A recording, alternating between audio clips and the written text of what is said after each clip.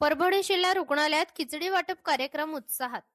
परभणी येथील जिल्हा सामान्य रुग्णालय परभणी येथे आज खिचडी वाटपाचा सामाजिक उपक्रम मोठ्या उत्साहात पार पडला.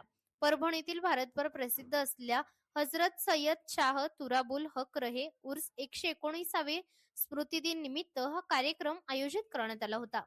हा उपक्रम जीवनदूत चॅरिटेबल ट्रस्ट परभणी यांच्या वतीने राबवण्यात आला.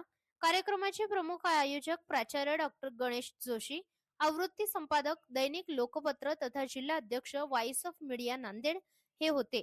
त्यांच्यासोबत त्यांच्या पत्नी सौ भाग्यश्री जोशी, एमजेएम महाविद्यालय परभणी यांनीही प्रत्यक्ष सहभाग घेत खिचडी वाटप केले.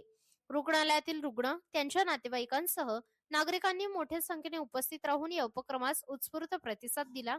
कार्यक्रमाचे प्रभारी शेख अयूब अत्तार यांनी नियोजनाची जबाबदारी सांभाळली. यावेळी जीवनदूत चॅरिटेबल ट्रस्टचे संस्थापक अध्यक्ष पठाण मोहसिन खान यांची प्रमुख उपस्थिती होती. त्यांच्या हस्ते आणि आयोजकांच्या सहकार्याने रुग्णालयातील शेकडो गरजू नागरिकांना गरम व पौष्टिक खिचडीचे वाटप करण्यात आले.